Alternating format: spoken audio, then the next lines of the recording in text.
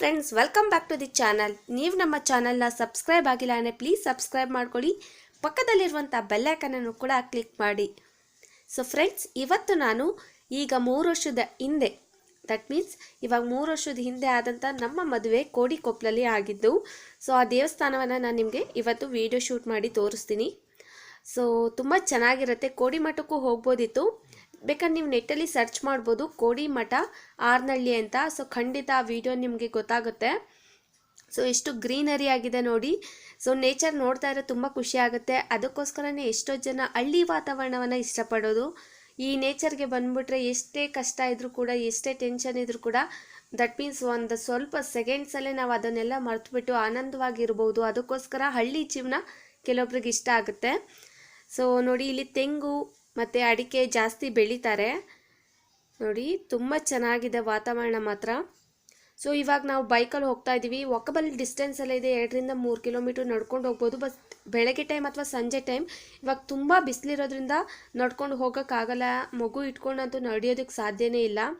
So ಅದಕ್ಕೋಸ್ಕರ ಬೈಕಲ್ಲೇ ಹೋಗ್ತಾ ಇದ್ದೀವಿ, ನಾನು, ನನ್ನ ಹಸ್ಬೆಂಡ್, ಮಗು, 3 ಜನ. ಸೊ ಇವಾಗ 3 ವರ್ಷದ ಹಿಂದೆ ನಮ್ಮದು ಮದುವೆ ನಡೆದಿದ್ದು ಕೂಡ ಕೋಡಿಕೊಪ್ಪಲು, ಅಂದರೆ ಹಾರ್ನಹಳ್ಳಿ ಹತ್ರನೇ. ಸೊ ಹೇಗಿದೆ ಅಂತ ನಾನು ನಿಮಗೆ ತೋರಿಸ್ತೀನಿ. ಆ್ಯಕ್ಚುಲಿ ಇದು ಕೋಡಮ್ಮ ದೇವಿಯವರ ಮೂಲ ಸನ್ನಿಧಿ ಅಂತ ಹೇಳ್ಬೋದು. ಸೊ ಇದು ಎಂಟ್ರೆನ್ಸು ತುಂಬ ದೊಡ್ಡದಾಗಿದೆ ಮಾತ್ರ, ಚೌಟ್ರಿ. ಸೊ ಚೌಟ್ರಿ ಕೂಡ ಇಲ್ಲೇ ಇದೆ, ಮದುವೆ ನಡೆದಿದ್ದು ಇಲ್ಲೇ, ಮತ್ತು ಇದು ದೇವಸ್ಥಾನ ಕೂಡ ಹೌದು. ಸೊ ನೋಡಿ, ನಮ್ಮ ರೈಟ್ ಸೈಡು ಕಾಣಿಸ್ತಿದೆಯಲ್ಲ, ಇದು ಕೋಡಮ್ಮ ದೇವಿಯವರ ಮೂಲ ಸನ್ನಿಧಿ. ಅಲ್ಲೇ ಬೋರ್ಡ್ ಕಾಣಿಸ್ತಾ ಇದೆ, ಕೋಡಿಕೊಪ್ಪಲು ಹಾರ್ನಹಳ್ಳಿ ಅಂತ. ಸೊ ಎಷ್ಟು ಸ್ಪೇಸ್ ಇದೆ ಅಂತ ನೋಡಿ. ಸೊ ಇಲ್ಲೂ ಒಂದು ದೇವಸ್ಥಾನ ಇದೆ ನೋಡಿ, ನಿಮಗೆ ಸ್ಪೇಸ್ ಗೊತ್ತಾಗ್ತಿದೆ ಅಲ್ವಾ. ಈ ಲೆಫ್ಟ್ ಸೈಡಲ್ಲಿ ಕಾಣಿಸ್ತಾ ಇರೋದು ಚೌಟ್ರಿ. ಚೌಟ್ರಿ ಕೂಡ ತುಂಬ ದೊಡ್ಡದಾಗಿದೆ ಫ್ರೆಂಡ್ಸ್. ಸೊ ಇಲ್ಲೇ ವಾಟರ್ ಟ್ಯಾಂಕ್ ಕೂಡ ಇದೆ. ಸೊ ಕೈಕಾಲೇನಾದ್ರು ತೊಳ್ಕೊಂಡು ನೆಕ್ಸ್ಟ್ ದೇವಸ್ಥಾನಕ್ಕೆ ಹೋಗ್ಬೋದು. ಸೊ ನೋಡಿ, ದೇವಸ್ಥಾನ ಕೂಡ ದೊಡ್ಡದಾಗಿದೆ. ಇಲ್ಲಿ ಪ್ರತಿ ಅಮಾವಾಸ್ಯೆಗೆ ಒಮ್ಮೆ ಊಟ ನಡೆಯುತ್ತೆ ನೈಟು. ಸೊ ಅಮಾವಾಸ್ಯೆ, ಪೌರ್ಣಮಿ, ಈ ಸೈಡೆಲ್ಲ ಅಮಾವಾಸ್ಯೆ ಪೌರ್ಣಮಿಗೆಲ್ಲ ಸೊ ಕಟ್ಲೆ ಅಂತ ಕರೀತಾರೆ ಈ ಕಡೆ. ಸೊ ಇಲ್ಲಿ ನೋಡಿ, ಹೆಬ್ಬಾರ್ನಹಳ್ಳಿ ಗ್ರಾಮಸ್ಥರು, ಅಮ್ಮನವರ ಭಕ್ತಾದಿಗಳಿಂದ ಅಥವಾ ಹಾಲು ಮತ, ಈ ರೀತಿ ಒಂದೊಂದು ಕ್ಯಾಸ್ಟ್ ಮೇಲೆ ಡಿಪೆಂಡ್ ಆಗ್ತಾ ಹೋಗುತ್ತೆ ಕೆಲವೊಂದು ಸತಿ. ಸೊ ಇಲ್ಲಿ ಪೂಜೆ ಕೂಡ ನಡೆಯುತ್ತೆ. ಆ ಕ್ಯಾಸ್ಟ್ ಅವರು ಆ ಒಂದು ದಿನದ ಊಟವನ್ನು ಬಡಿಸೋದ್ರಿಂದ ಹಿಡಿದು ಅಡುಗೆ ಕೂಡ ಅವ್ರದ್ದೇ, ಪ್ರತಿಯೊಂದೂ ಅಷ್ಟೇ ಅವರೇ ನೋಡ್ಕೋಬೇಕು. ಅಷ್ಟು ಚೆನ್ನಾಗಿರುತ್ತೆ.